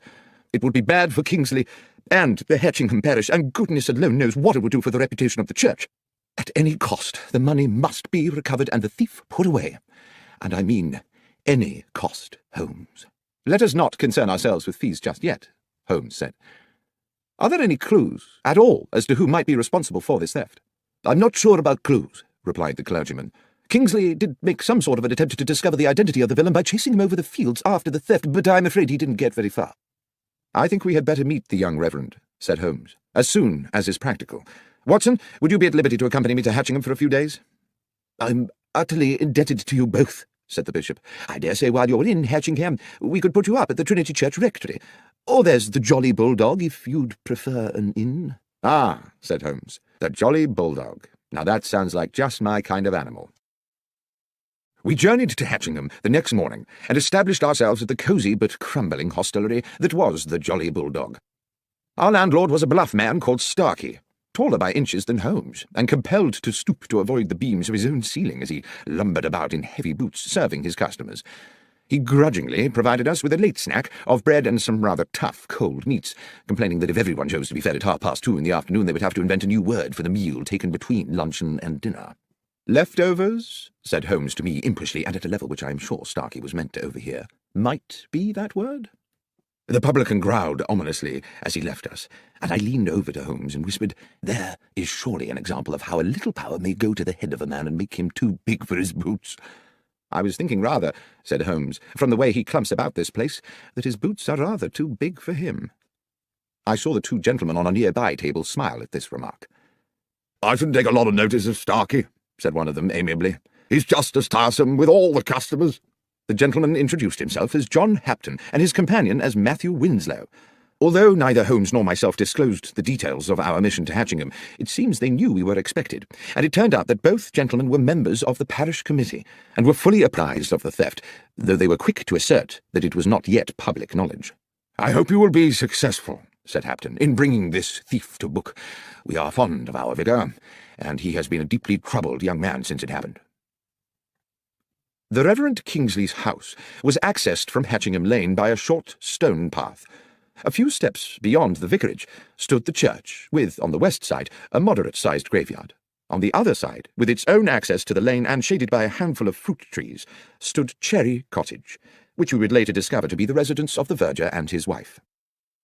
The Reverend Kingsley was a man in his early 30s, small in stature but of good looks, his clerical dress the quintessence of neatness. While clearly stricken by his predicament, he remained calm and articulate, and did his best to make us welcome in a pleasantly appointed parlour whose deep-coloured, thick-piled carpet and embroidered cushions evidenced a delicate sense of taste. "It's a relief to see you, gentlemen," he said. "The bishop told me all about you, about your many successes in solving complex cases. The problem, as you know, is that while we saw the thief escape, we were unable to establish his identity. However, there are one or two factors which, though they seem opaque to my own consideration, might prove illuminating under your own, if I might show you." "I would be most grateful, Mr. Kingsley," Holmes said. "First, though, I see that you have recently held a meeting in this charming room. I presume that apart from the 3 other gentlemen present, the 4th was yourself? You keep the side chairs in another room, I take it." "Good Lord, how did you know all that?" "Oh, it's a simple matter. The carpet beside the window has indentations of 4 chairs, and therefore I presume for 4 people, but there are no chairs in the room whose feet would match." "Well, yes, you are, of course, quite correct," said Kingsley with a broad smile. "The parish committee convened here just yesterday, as we do each week. Yesterday was the day I broke the news that the Grail money had been stolen, and I hope that that news will remain privy to the committee members until such time as the thief is caught, but—" The vicar paused, and Holmes said, "Please Go on, Mr. Kingsley. But, continued the young clergyman, the gentlemen on the parish committee are the same three who sat here 2 weeks ago, when I revealed that the money for the Grail was in the crypt of the church. Only they and I knew of the fact, you see, so I can no longer be as confident as before that they are all honest men, which is a most unfortunate thing. It was all in cash, I presume, Holmes said. Yes, Mr. Holmes. I kept cash so that I could employ local men to restore the church and pay them by the day. I have little time to run to the bank and make a withdrawal every time a man finishes plastering a wall. The money was under lock and key? Yes. There is a safe in the crypt where the church's small treasures have always been secreted. And the crypt itself is locked? Yes. It can be entered either from within the church or by a door leading from the churchyard, and both those doors are locked at night. Mr. Holmes, I do hope you can help me with this. I don't know how my flock will ever forgive me if that money is not returned. Then perhaps, if you can bear to go over it all again, you would be so kind as to tell Dr. Watson and myself the circumstances of the robbery. Yes, of course. 2 weeks ago, looking out of this window on a Monday morning at about 11, I saw a man, I'm fairly certain it was a man, standing at the lich gate and looking over into the churchyard. I would not have given this a moment's thought, except that he wore a hat with an unusually wide brim and had it pulled so low over his eyes, and his collar so high that one could not distinguish his features. As I say, I cannot even be certain it was not a woman, except for his way of moving. I watched him for a good 10 minutes before he turned and strode back along the lane towards the village. That same afternoon, this time from an upstairs window, I saw him again, but now further along the lane, standing under a tree and once again seeming to study the church and its grounds. His contrived anonymity naturally put me on my guard. In the evening after those first 2 sightings, I was sitting in that very chair, Dr. Watson, which you are currently occupying, when a thought hit me like a bolt of lightning, a thought which you no doubt will be surprised had not occurred to me earlier, that this stranger might have designs on the money in the crypt. After this alarming epiphany, I spoke to my verger, Sam Manners, and his wife, May, who keep house for me. They live in Cherry Cottage, which, as you will have seen, stands on the lane beside the church's lich gate. There's a short cut from their back door to this house, which they employ when they wish to see me. I mention that because, as I think you will agree, it bears upon the matter. I asked them to report to me if this sinister figure, or anyone else unknown to them, appeared in the vicinity of the church. And indeed, it seems as if the man in that hat had begun to watch my whereabouts, because first May Manners, then her husband, reported to me that they had indeed seen the man in the hat. I began to feel that an attempt on the money was imminent. I resolved, then, to remain in the vicarage or the church grounds until I was certain that the threat had passed. I instructed Mr. and Mrs. Manners that if they saw the stranger again they were to take the short cut to my house and inform me immediately, but they were under no circumstances to approach him. And now we come to the day of the theft. Sam Manners was whitewashing the walls of the church. At this point Holmes stood up. I think it would be as well, Mr. Kingsley, to acquaint ourselves with the geography of the church and its grounds. Might we continue outside? A rapturous afternoon of sunshine and birdsong greeted us as we left the vicarage and walked out into the churchyard, where the Reverend Kingsley commenced our guided tour. I immediately began to locate us on a mental map of Hatchingham village and its surrounding areas, a practice I learned in my military days and which has served me well in civilian life. I could see in my mind the large oblong of farmland, about 2 miles across, with Hatchingham village and the church almost at opposite corners. This substantial area of land was surrounded on all 4 sides by public roads. Mr. Kingsley took us through the grounds on a grassy path which ran along the side of the church up against the gravestones of the churchyard. "This is the wall of the church Sam Manners was painting that morning," said the vicar. "He worked for a couple of hours, and at 12 o'clock I sent him off to his cottage for his regular midday meal. I went back into the vicarage and took up a book. After about 20 minutes there was a knock at the back door. Mrs. Manners was in a frantic state. She and Sam had just seen the man in the white-brimmed hat going into the churchyard. I told her to return immediately, and to tell Sam to meet me here at the crypt door, and I came here directly to find myself staring at a spectacular mess." He pointed to a flight of 4 steps just off the path, leading to a door low down in the half-painted church wall. "The door to the crypt," he said, "from which the thief must have made his exit, and not expecting to encounter a paint bucket, presumably kicked it flying in his haste to escape." A residual expanse of powdery white, still damp in places, stained the flagstones at the bottom of the steps. "Sam was with me within seconds," continued the vicar. "We could see nobody, but we soon guessed which way he'd gone. If you'll follow me, gentlemen." The vicar led us a little further along the grassy path, to where the churchyard ended in a wooden fence. Set into the fence was a stile leading on to a footpath. "That," said the vicar, "was his escape route." Beyond the stile, the ragged footpath traversed the meadow through weeds and rough grasses, stretching away into the distance. Along this narrow track could be seen intermittent blobs of white. "And I suppose the presumption would be," said Holmes, "that the trail of white paint marks are the fleeing man's footsteps." "Yes, exactly. Obviously our man escaped across the field to Harding Lane, Mr. Holmes." My companion nodded. He stopped at the stile. "There are two white handprints here," he said. "A right hand and a left hand. The fellow was in some haste, as indeed one would expect." Holmes crossed the stile athletically and walked a little way into the field. Bending down, he examined one of the white marks, then plucked up a handful of grass and returned to us. "Thank you, Mr. Kingsley. I think I've seen all I need to here. Is there anything else you think might help us?" "Yes," said the vicar enthusiastically. "Back at the house." Holmes requested that Sam Manners and his wife join us in the vicarage, and a little afterwards in Mr. Kingsley's kitchen. Mrs. Manners set herself to the task of making us all tea, while Holmes paced the stone floor slowly. I sat at the kitchen table with the vicar and Sam Manners, a ruddy man in his early 40s, whom Holmes was now addressing. "So, Mr. Manners, you were the only person to have caught a glimpse of the man in the hat on the day of the robbery?" "I believe so, sir. I was at the window taking my lunch. I saw this fellow in the big hat looking up and down the lane a few times as if to check all was clear, then enter the churchyard. Straight away I said to Mrs. Manners to go by the back door and tell the vicar." "And you yourself waited in the cottage until Mrs. Manners returned?" "I did, sir." "For how long?" "Not more than 2 minutes. She told me the vicar wanted me to meet him out by the church. I dashed right out." "And found the Reverend Kingsley waiting for you?" "Yes, sir. And the door to the crypt wide open, whitewash everywhere." "The crypt door had been locked before you went to lunch?" "Oh, yes, Mr. Holmes, it always was." "And that was when you noticed the trail of paint?" "Exactly, sir, and set off to follow it. You must have only been a short way behind the thief." "Must have been, sir, but he moved like the wind. We was across that meadow in less than 5 minutes. It was a good 4 furlongs and never caught up to him. But what we found at the opposite side clinched it." Here Mr. Kingsley interrupted. "Sam means this," he said, and produced from a drawer a wide-brimmed black velvet hat, inexpensively made and in shape rather resembling the sort of thing one sees worn by picadors in pictures of bullfights. Holmes took the hat and turned it around in his hands. "It was me found it, sir," said Manners. "I was running a bit ahead of the Reverend, hoping to catch up with our thief, and as soon as I was over the stile I saw it in the grass by the road, just where I suppose it had fallen from his head." "Well," said Holmes, "while I cannot see yet how that will help us, with your permission I shall take it away with me."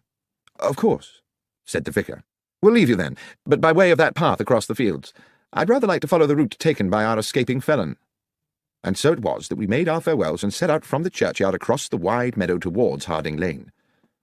Although it had been a week since the church thief had fled, there remained a clear trail of white footprints across the entire width of the field.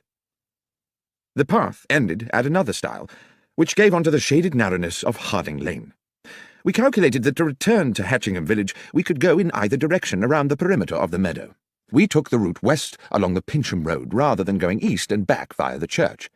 As we walked, my companion looked repeatedly this way and that, into the fields at the roadside, the patches of scrubland, and the bushes and trees. "If you note anything, you must let me know, Watson." And I agreed that I would.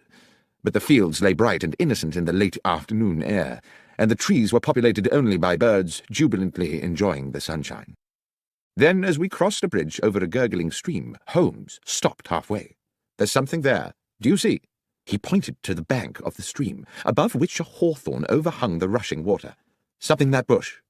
A pair of somethings, unless I'm mistaken." We clambered over the balustrade of the little bridge and dropped onto the bankside. The hawthorn was thick, and even at close quarters my eyes were at pains to penetrate into its depths. Holmes, using a fallen branch the thickness of his arm, smashed his way into the bush. His soft cry of triumph told me he had found something, and he reached in and retrieved in one hand a large pair of leather boots. "What do you think, Watson? Is this or is this not the footwear of our thief?" "They're certainly large, those of a very big man, I should say, and there are white marks on the soles. Should we see how they fit those prints on the church meadow?" "I think we can assume that much, Watson. But what would induce the villain to jettison his boots here?" "Perhaps," I said, "he thought he was still being chased, and knew that if he were caught wearing them he would be recognized straight away." "Equally suspicious if he'd been found with no boots at all," said Holmes, "though I suppose he may have carried a spare pair of shoes with him. Watson, it is fairly clear to me the thief is a local man. Why, unless he feared to be recognized, would he indulge in such an elaborate disguise? Let us go back to the Jolly Bulldog. That, after all, is where the locals like to congregate." In fact, on our return to the inn, we found John Hapton and Matthew Winslow, the parish committee men we had met earlier, having returned to, or perhaps never having left, the same table. As we sat down, Holmes placed beside him on the floorboards the pair of boots we had found in the hedgerow, causing the two gentlemen to look at them inquisitively. When Starkey, the landlord, arrived to serve us, the first thing he said was, "Your boots, gentlemen?" "Not ours," said Holmes. "We found them in a bush in Harding Lane." "Strange what some folks will throw away," said the publican. "They looks in prime order to me." "Hardly been worn," Holmes replied, and then he asked, "Would these boots fit you, Mr. Starkey?" And seeing our companions on the nearby table watching, he added, "Or either of you, gentlemen?" "Not me, sir," Starkey replied, rather more amiably than I had expected. "I know my boots look weighty, but my feet ain't so big as you might think. It's just I'm subject to blisters." "But you find big boots help your blisters?" I asked, my experience of patients suffering with that condition telling me the opposite. "No, sir.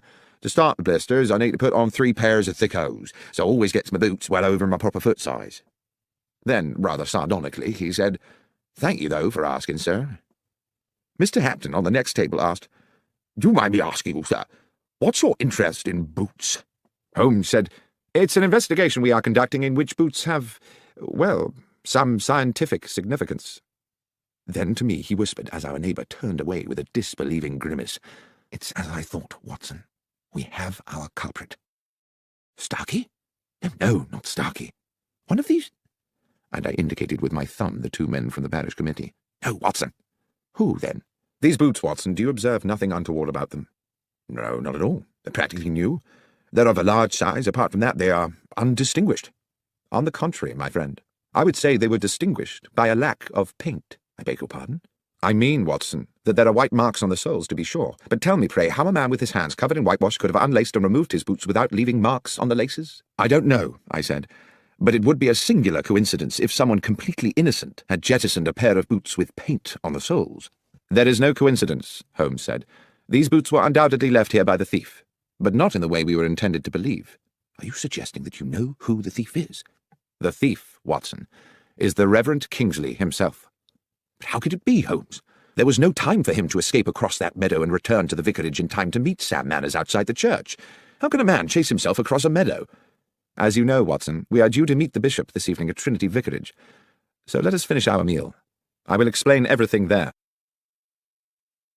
We had promised the bishop an interim meeting at the vicarage to advise him of our progress in the case, which no doubt the clergyman expected to be only moderate this soon after our previous meeting. But we had hardly settled to our sherry in Mr. Kingsley's comfortable parlour than Holmes declared dramatically, "You will no doubt be delighted to know, gentlemen, that Dr. Watson and I have solved the case." I did not think it my business to confess that after my previous conversation with Holmes I was as much in the dark as anyone, but I sat quietly sipping my sherry while I watched my friend open the bag we had brought from the inn and remove the 2 large white-stained boots we had found beside the stream. The bishop's eyes widened. I have to say he looked incredulous.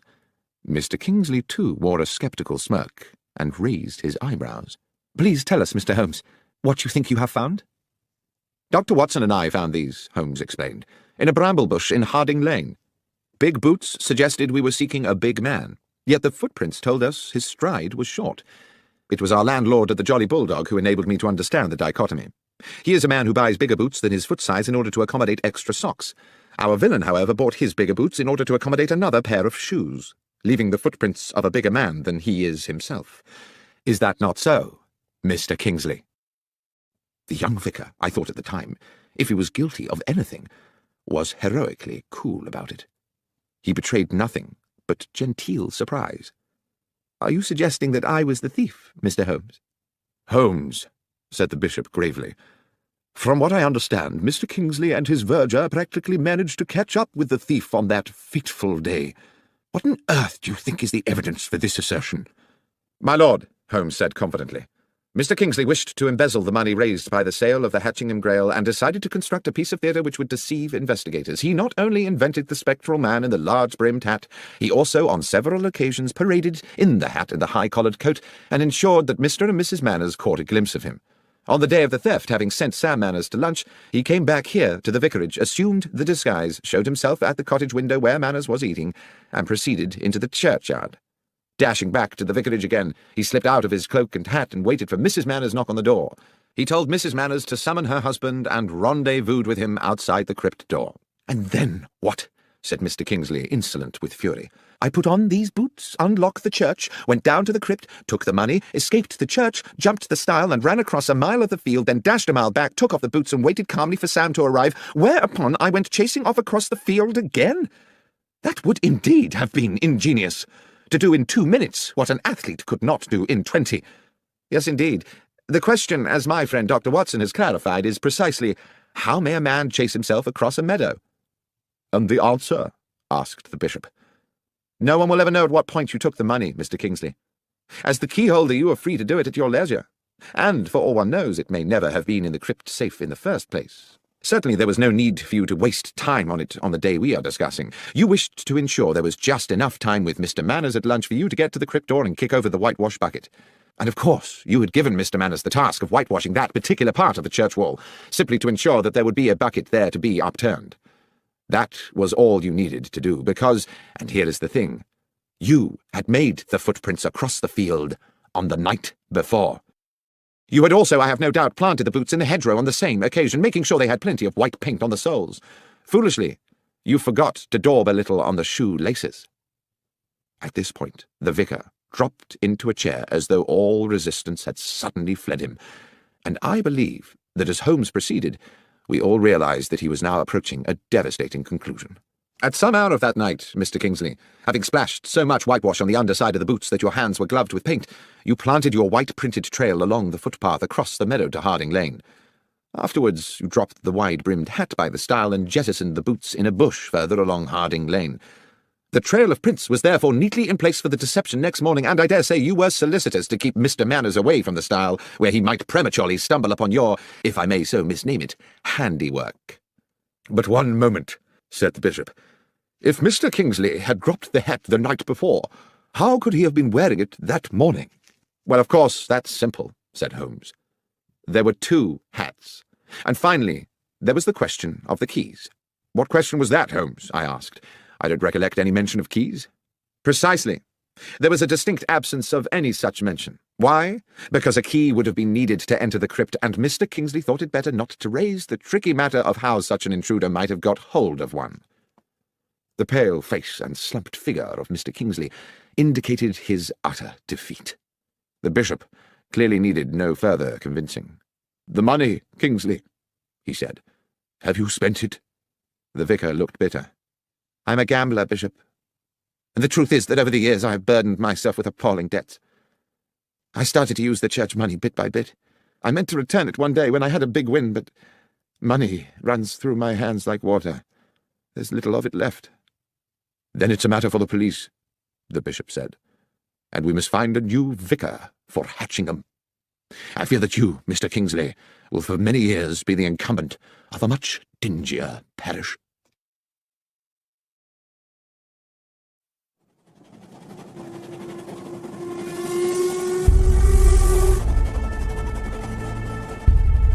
The 1059 Assassin.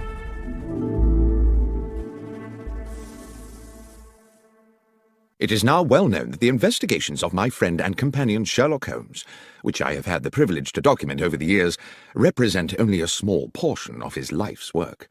Many other cases have fallen into the obscure well of history, but nothing departs this world without leaving some trace or memory, and now and then an old story rears its head. So it was with the events of the Stovey murder. A letter came to Holmes one morning at our Baker Street apartment from Samuel Carpenter, an elderly publican at the Horse in Colours hostelry in the Kent village of Stovey. Several years previously, Samuel Carpenter had been a witness at the trial of Arthur Weeks, a local villain accused of intimidation, abduction, blackmail, and grievous bodily harm. Holmes had been involved in helping police on the case with footprint evidence, and thus had come to meet the amiable publican. I suppose we never expected to visit the quiet settlement of Stovey ever again, but the letter contained a clear and urgent summons. "Dear Mr. Holmes, you did say when we made our farewells 4 years ago that if ever there should be a day when I had need of your assistance, I was to write to you immediately. I'm afraid, sir, that day has come. A terrible set of events has clouded my life, and I am quite at a loss. Arthur Weeks, that ruthless villain you helped put away, died in jail a few months ago. Ever since then his son, Henry, has been making our lives a misery. I found my dog Catcher shot dead in the field. and twice a dead fox in our water tank. I started getting letters, threatening to burn down the inn, telling me I should one day wait in vain for my wife to come home. Terrible things, but all written anonymous. Then he brazenly come and drink at the inn as innocent as you like. Well, last week, our son Jack told Weeks straight there, in front of all my customers, that he'd gone too far, and he'd better prepare himself for some serious consequences. I wish he had not done it. 2 days afterwards, Weeks was found shot through the head, and my Jack is now being arrested as a murderer. If there's anything you may be able to do, Mr. Holmes, please come immediately. I knew that Holmes had taken strongly to the publican, so it was hardly a surprise to me when he asked, as is his way, whether I had any pressing engagements over the next few days, and, when I said no, instructed me to pack immediately an overnight bag. Within an hour, we were aboard a Kent-bound train. In Stovey village, we took rooms at the Horse in Colours, and as soon as we were settled in, sat with our landlord at a table in the bar, where a large fire battled the chill in the air. Holmes said, "Now, Mr. Carpenter, the first thing you must do, if I am to help you, is to answer my questions honestly and accurately." "That I will do, Mr. Holmes." "Your Jack made a threat to Henry Weeks here in this bar." "Yes, sir." "And 2 days later, Weeks was found dead." "Dead with a shot through his head, just outside the village where Nightingale Lane crosses the London railway line, and his horse tied up nearby." "And they came to arrest Jack when?" "That very night. But Jack wasn't here, of course." "Wasn't here?" "Jack couldn't have killed him, Mr. Holmes. Jack was already aboard the London train when Weeks was killed. He was off to buy himself a suit for his wedding. I took him to Stovey Station myself that evening to catch the 10:59. There weren't a moment when Jack left my sight. I watched him get on that train and waved him off as it left. But the police didn't seem to think that counts for anything. As soon as he got back here next day, they carted him off, and he's now under lock and key in Maidstone jail." "Well, Mr. Carpenter," said Holmes, "I accept unequivocally that what you are telling me is the truth. But my sense is that this is going to be a very convoluted business, and I must impress on you the need to be patient." When Carpenter had returned to serving his customers, I said quietly to Holmes, "Surely, if what the old chap says is true, the police have no case. Weeks must have had 100 enemies hungry for his blood, with far weaker alibis than Jack Carpenter." "Perhaps so," said Holmes. "But I fear the word of a father in defence of a son is unlikely to be regarded in court as compelling evidence, especially when the police have their minds made up in advance. Watson, I've a suspicion that things may get a lot more obscure before they become clearer. Let's make good use of the afternoon by acquainting ourselves with the details of Henry Weeks' unfortunate end." Our escort to the scene of the crime was a local policeman, Sergeant Berry, a man of stubborn practicality, whose uniform one suspected must have been artfully augmented to accommodate the spectacular rotundity of his belly. He clearly felt he had better things to do than to accompany a consulting detective to the scene of a crime when the culprit was already halfway to the gallows. Walking from Stovey village, we arrived at a spot about 30 yards from a level crossing, where the main London railway line traversed Nightingale Lane. "Darkhill Crossing. Co-op's found here," Sergeant Berry said bluntly. 6 feet from the fence. Victim's horse still tied to the fence. Cause of death, single bullet entering just here." He put a plump finger in the centre of his brow. "Weapon?" "A gun," said the policeman insolently. "I am aware," said Holmes, clearly irritated, "that if a man is killed with a bullet, then the probable source of the missile is a firearm. What I want to know is whether the weapon has been found, or, if not, whether anyone has deduced the type of gun from the type of bullet." "No gun found," said Berry. "As for the bullet, far as I know, it's still at the end of a short tunnel into his skull." "And the horse?" "Oh, I don't think we can pin it on the horse, sir," the policeman said with a smirk. "Sergeant Berry," Holmes was threateningly patient, "are you able to assist me in this investigation, or would it be more convenient to you if I were to apply to my acquaintances at the yard to find me an alternative guide?" The policeman looked suddenly chastened. "Just my joke, Mr. Holmes. Yes, I can take you to the horse, sir, and to the body." We saw the horse first. It had been stabled with the police horses in a yard in the village, a tall brown stallion with rather frightened eyes. When young, it must have been a formidable creature. Now it looked ragged from a lifetime of hard riding. Holmes looked it over carefully. The animal was skittish, seemingly distressed, and tried to pull away when Holmes held its bridle to examine its head. I watched rather nervously as my friend entered the stable bay and walked round the animal, which threatened to jostle him against the walls. Then, when he reached the front of the creature again, Holmes said, "There's a mark here. A sharp wound, can you see?" On the right foreleg, just above the fetlock joint, was a slender but quite noticeable lesion, apparently caused fairly recently. Holmes turned to Berry again. "Was this mark here when the horse was found?" "I believe so." "Good. Well, since we seem to be in the business of investigating wounds today, you'd better show us the way to the morgue. Incidentally, Sergeant, how well do you know the accused man? Fairly well, replied the policeman. Do you know whether he has friends, acquaintances, perhaps, of some intimacy? Well, not really that I know of, sir. He was always at his father's public house, and they were ever a close lot. Sergeant Berry stopped. He became instantly animated and businesslike. A gleam came into his eyes, and he said, "Look, there's the mortuary, Mr. Holmes, just after the church. I'll leave you to it, if I may. Just thought of something rather urgent I've got to do." And very briskly, almost running, he disappeared back towards the village. "Strange," I said to Holmes. "What do you think that was about?" "I think," said Holmes, "that I put an idea into his head. I only hope it doesn't complicate matters." It transpired that a post-mortem on the dead man had been commissioned, but that the police pathologist had only arrived from London that morning, possibly on the same train as Holmes and myself. I knew Professor Yardley a little through my connection with St. Mary's Hospital in Paddington, and he was quite amenable to my assisting him with the matter in hand. He was a conscientious practitioner, and while the cause of death seemed evident, he thoroughly inspected the externalities of the corpse before opening it. The head wound was a clean, almost star-shaped hole, glutted with dried blood. There was no wound on the back of the head, and it was apparent that the bullet had not exited the body. "Notwithstanding that there was no weapon at the scene," Holmes said, "suicide seems out of the question, wouldn't you say? There are no powder burns to the skin, and, besides, the wound is probably too small for a close shot. I'd say the missile came from some distance." The bullet had, it turned out, penetrated the brow and lodged deep in the parietal lobe of the brain, but, as Holmes had suggested, the hole in the skull was small, and there was not the dramatic shattering of bone one might have expected from a close shot. Suicide, Professor Yardley concurred, was not a possibility. "We are certainly looking for a murderer, then," I commented to Holmes as we wandered back towards Stovey. "Well, somebody killed Henry Weeks for certain, Watson. But I have to confess that at this moment I have no idea who it was. You don't think we might be wrong about Jack Carpenter after all?" "I do hope not, Watson. It would be an appalling tragedy. But then I suppose for one poor soul or another, murder always is." I had hoped that our next port of call would be the Horse in Colours, for an icy wind had blown up and I was ready for a glass of beer and the comfort of the inn's blazing logs. But Holmes walked us straight to Stovey Station, where, he said, we must make an important call. I steeled myself against the increasing cold as the last light faded from the sky. The station master at Stovey was Milton Fraser, a man dressed to give the impression of order and precision, his cap fitting perfectly the balding sphere of a small, neat head, and a fine silver pocket-watch peeping from his waistcoat pocket. Holmes, whose own knowledge of the country's railways is second to none, won his confidence easily. "I wish to ask you, Mr. Fraser," he said, "about yesterday evening. There is a late train to London, I believe." "The 10:59, sir." "It was on time?" "It was, as it generally is. Not much traffic on the tracks at that hour." "And do you recall whether any passengers boarded the train at Stovey?" "Of course I do, sir. Young Jack Carpenter." "Just him?" "Yes, sir. His father saw him aboard. I watched the train pull away myself." "And there is no way anyone could have left the train after that?" "Well, not here in the station, no. Not without my seeing him." "Not in the station?" "No." "I suppose it might be possible for someone to alight at the crossing." "The level crossing?" "Yes, sir. The 10:59 always stops at Darkhill Crossing for a few minutes. Safety precaution, sir. Thornley Bridge over the Stour is considered unsafe for two trains until they finish the repairs, so the 10:59 up train must wait until the 11:04 down has come through." "And this happens every night?" "Can't recollect when it last didn't, sir."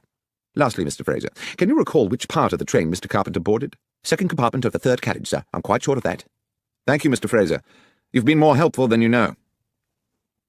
"I suppose we now have to consider," I said to my companion back at the Horse in Colours, as I stared into the flames of the fire, "that Jack Carpenter shot Henry Weeks from the stationary train." "We must consider it, certainly. Yet I think it rather unlikely. How would Carpenter have known his intended target was going to be waiting there at the crossing? Then what is the significance of the stopping train? Has it any?" "I'm beginning to think it has, but I must confess to being currently unsure in what way." "Well, let's eat and then sleep on it," I said. But at that moment our cosy evening was horribly interrupted.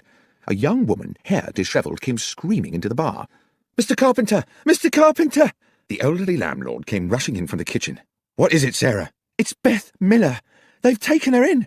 "Who's taken her?" "The police. That Sergeant Berry's arrested her. Says he found a gun." "What's this?" cried Holmes. "Who is Beth Miller?" "Beth is my son Jack's betrothed," Carpenter said. "Their wedding is fixed for next month. Beth's a good and honest young woman and gentle as a lamb. I'll see that blasted policeman." Holmes barred his way and put a hand on his shoulder. "If I'm to help you, Mr. Carpenter," he said, staring hard into the man's wild eyes, "believe me when I say that it will not serve our purposes to be too precipitous. Dr. Watson and I will go straight to the police station and find out what's happening. I beg of you to do nothing before you hear from us." Having received Carpenter's assurances, we made our way out of Stovey to the police station, a thick-walled stone building halfway along to the next village. Once a brewery, it now had the grim air of a medieval lockup. It would not be exaggerating to say that my friend and I received a cool welcome from Sergeant Berry, whose domain this appeared to be. "Yes, sir, I do have a young woman in custody here, and I can confirm that she has been charged on suspicion of murder." "And can you tell me," said Holmes, "how she is supposed to have committed this crime?" "Well, obviously, sir, we don't know all the details yet, but with a bit of imagination, an intelligent person might construe that she had lured Mr. Weeks to Nightingale Lane on some, shall we say, enticing pretext, lain in wait for him, and dispatched him with a bullet as he tethered his horse. And," said Holmes, "would this same intelligent person construe that Jack Carpenter had a part in this?" "Well, yes, sir, that person, assuming he was using his faculties, would conclude that quite obviously Jack Carpenter was an accessory before the fact, and therefore equally culpable." "Thank you, Sergeant," Holmes said, for simplifying what I, in my sluggishness of mind, had considered a mystifying problem. "Might it be possible for us to see the prisoner now?" "I'm sorry, sir, I couldn't permit that. Or should it wait until I have received authority from my good friend Superintendent Wales at the Yard?" The policeman licked his lips, pretended to consult a piece of paper on his desk, and said, "Well, as you say you are a friend of the superintendent, sir, I'm sure 5 minutes wouldn't hurt." We were shown to a cavernous room where rusted iron remnants of the brewhouse remained bolted to the walls and ceiling. The large skylight had been set with bars, and there were no other windows. A pretty dark-haired girl of no more than 20 years sat at a wooden table. She reacted to us with suspicion as we were admitted, but no sooner had the constable left us alone with her, and no doubt largely in desperation, she confided in us readily. "Miss Miller, we have a limited amount of time," Holmes said to her, "and you must tell us everything you can about this business." "Yes, sir, I'll try. I think I may have done something foolish, sir." "Foolish?" "I think I were the first to find the body, sir, you see." "Well now," said Holmes, "I'd certainly not guessed that." "I planned to see my Jack onto the London train," she continued, "but we was held back at the farm delivering a calf, and I knew I was likely to miss him. The train usually stops by a dark hill crossing, so I thought if I cut along Nightingale Lane, I might be able to wave him off. But when I got there, the train was already disappearing across the bridge. Then, a stone's throw from the track, I saw a horse tied up to the fence, and something on the road beside it. When I got up close, I saw who it was, Henry Weeks, covered in blood, and next to him the gun." "And you picked up the gun?" I asked. "Yes, sir." "Why? Why did you not go directly to the police?" "Well, sir, because I recognised the gun. I meant to hide it somewhere. It was Jack's gun, you see." I failed to conceal my shock. "Jack's gun?" "So you took the gun," Holmes said, "because you thought Jack Carpenter might have killed Weeks?" "Yes, sir. That was my fear." "Even though Jack was on the train?" "I didn't know how long Weeks had lain there, sir. It's a lonely place, and he might have been there for hours. So that didn't look good for Jack, departing as he did the very same evening. I wasn't sure of nothing, Mr. Holmes, except that Jack was likely to get the blame, everyone knowing about the venom between him and the Weeks family." "And what," Holmes said, "did you do with Jack's gun?" "Wrapped it in my shawl, slung it on my shoulder, and took it home to hide it. But I was unlucky. On the way I passed Sergeant Berry. I think he must afterwards have puzzled over my strange burden, for he came today to search the cottage, and that's when I was arrested." "But Holmes," I said, "if the murder weapon was beside the body, doesn't that at least establish Jack's innocence?" "Unfortunately not, Watson. The assumption we had made was that the murder occurred while Jack was on the train. If it happened well before that, I fear that either he or Miss Miller here remain the prima facie suspects." "But I didn't kill Henry Weeks, sir. I swear to God." "I don't believe you did, Miss Miller, but we have to convince the police of that. Be hopeful." But as we walked back along the lane that evening towards Stovey and the horse in colours, Holmes seemed somewhat less certain. "I have little to go on at this moment except instinct, Watson. I do not feel that Jack Carpenter killed Henry Weeks, and I feel even more strongly that that young woman did not do it either. But feelings, I'm afraid, are not evidence. Let's hurry back to the inn and hope the bar is still available to us. Then we can make an assessment of these matters in comfort." The inn was closed to customers when we arrived, but Mr. Carpenter hastily provided us with a bottle of whisky and some bread and cheese. The fire was still glowing bright, and I sat there for a good hour while my friend went away to ask some questions of our host. Eventually, he returned and reclaimed his seat beside the fire. "Can we number the suspects in this case, Watson?" "Well, apart from Jack Carpenter and the girl Beth Miller," I said, dropping my voice, "I suppose Jack's father, our landlord, is another possibility." "Yes, and since we know he saw Jack off onto the train, either he or his son would have needed to commit the murder some time earlier. But how early? I've just spoken to him at length. He assures me, and I believe him, that there are plenty of people prepared to swear that both he and Jack were here all afternoon, and Beth spent the day at farm work. Even so, if the police go ahead and prosecute a case against one or all of them, there's a strong chance a jury might find them guilty, based purely on the assumption that they would at some time have had the opportunity. We are not out of the woods yet, Watson." "I see what you mean. Our inquiries seem to have stalled, rather." I refilled our glasses from the whiskey bottle, and Holmes puffed at his pipe. Then suddenly he said, "The secret is on that train, Watson. I'm sure that's where it is. What time is it? 20 minutes to 11. Come along. We might just get there before it leaves." It was an old cart that transported us post-haste along the hold and muddy lanes of Stovey, so that we arrived at the station splattered and not a little shaken. We were, however, in good time to meet the 10:59. Unfortunately for us, the station master, Mr. Milton Fraser, was again on duty. Despite his obvious respect for my friend, however, he became instantly resistant on hearing Holmes's request. "No, sir, I'm afraid I most definitely cannot hold up the 10:59 London train. Mr. Fraser, this is no flippant request. An innocent young woman will spend tonight locked in a dungeon, as will her fiancé, unless I am able to complete certain essential inquiries. I ask only for 10 minutes. Mr. Holmes, my reputation may be a small thing by the world's standards, but it is very important to me. 10 minutes is a long time to delay a train. But if I can guarantee you that this will not affect your reputation, can you really do that, sir?" "Mr. Fraser, you have my word on it." A long, thoughtful pause. Then, "Very well, Mr. Holmes. I'll do as you ask." When 2 minutes later the great black locomotive hauled its clanking carriages into the station, Mr. Milton Fraser went straight to the footplate and had words with the engineer. A wave to Holmes and myself, who were some way along the platform, told us all was clear, and we boarded the train. Holmes went directly to the second compartment of the third carriage, which contained just one late passenger, an elderly gentleman sitting beside what I saw immediately to be the medical bag of a general practitioner. "If I may interrupt your peace and quiet, sir," Holmes said, and having outlined his reasons, asked, "Were you aboard this train last night?" "I was," said the older man. "I take this train pretty well every night. I'm a medical man with a practice in Newbury and a home in London." "Were you in this same compartment last night?" The elderly physician laughed. "Creature of habit, sir. Same compartment every night." "And do you recollect the young man who, I believe, got onto the train at this station yesterday?" "I do, as a matter of fact. He sat there, right opposite me by the window. Pleasant young man." "Good. Now, sir, the train stopped at Dark Hill Crossing a little way up the line. Do you recall anything unusual about that?" "Oh, it stops there pretty well every night, but, well, I do remember something, as a matter of fact. The train whistled, as it usually does, to see if the down train is close enough to respond. At just that moment, I remarked a small flash of light outside the train, like the sun reflecting off brass." "And the young man," said Holmes. "What was his response?" "He seemed as puzzled as I was. He said he knew the area and couldn't imagine what it could be." "Thank you, Doctor," said Holmes. He led me briskly from the train. "We have just 3 of our 10 minutes left before the train leaves, Watson, but I think it might just be enough." Mr. Fraser was waiting for us on the platform. "All done, sir?" "One final request, Mr. Fraser. Are these the same carriages and in the same order as made up the train last night?" "Yes, sir. That doesn't change much." "Then I'll need to get onto the line to check the other side of the train." "I don't know, Mr. Holmes. The down train is due. You'll be at too much risk." "I shall be quick." And without further discussion, he re-entered the train, crossed the compartment, opened the further door, and dropped onto the down line beyond. At almost precisely that moment, we heard a whistle, and Fraser said, "By golly, Dr. Watson, that's the down train crossing the bridge." I waited for a half-minute, but when I heard the rumble of the approaching train, I could restrain myself no longer. "Holmes!" I called. "Get a move on, for God's sake!" But the last words of my sentence were drowned by the roar of a locomotive thundering into the station and hissing to a halt next to the 10:59. I'm not sure what I thought had happened.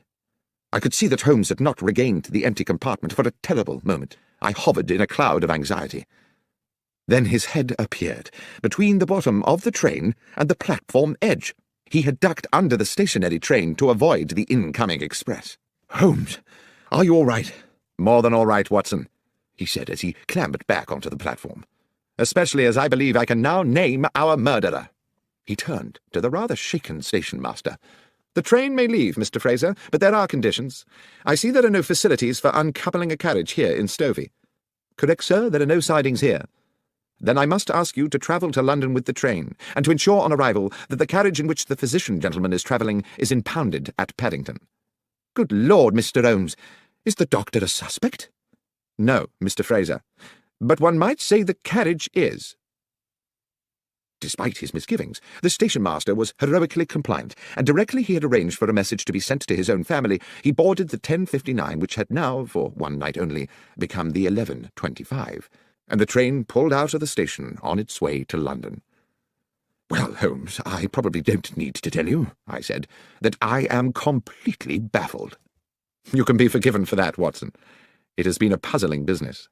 But you do intend to explain to me how a train carriage could be a suspect in a murder case. I will explain everything when we get back to the Horse and Colours, but first I must ensure that Beth Miller is released from that appalling prison and spends tonight in her own bed."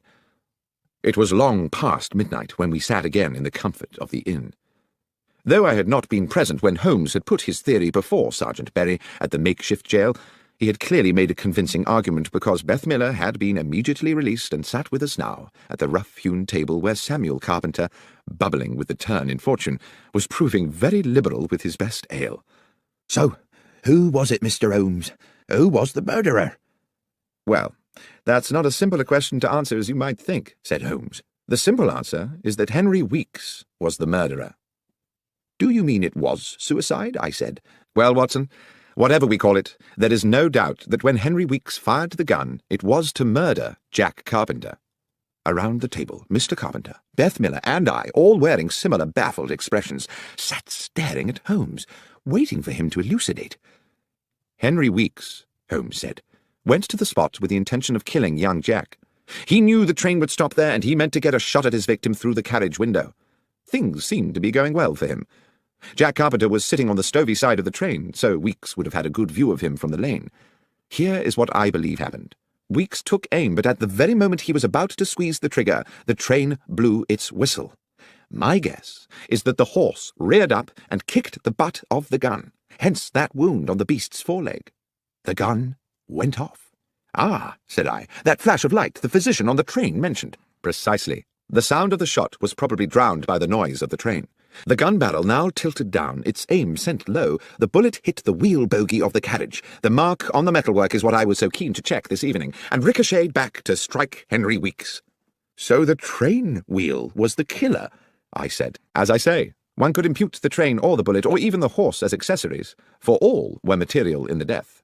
But the fact of the matter is that Henry Weeks, in a rather elegant example of poetic justice, inadvertently murdered himself."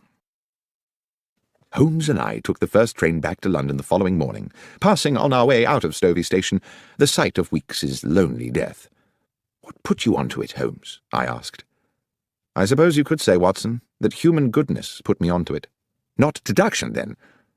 "Samuel Carpenter, his son Jack, Beth Miller. Good people, Watson. We were, if my instinct about them was correct, distinctly short of homicidal candidates.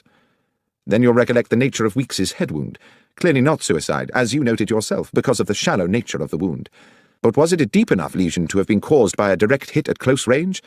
That set me wondering about whether the bullet might have rebounded. My examination of the train confirmed it." "You're quite right about the wound. I dare say it didn't kill him outright. The poor man probably lay there for some while, bleeding to death in the cold." "Well," said Holmes, "perhaps that bleak hour may have given him time to reconsider the error of his ways." Sherlock Holmes, The Rediscovered Railway Mysteries and Other Stories, was written by John Taylor and read by Benedict Cumberbatch. It was produced by Fiction Factory and is published by BBC Audiobooks.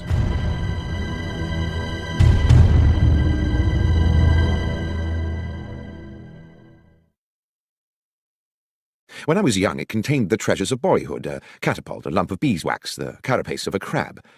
For many years since, it has been the repository of an archive, admittedly a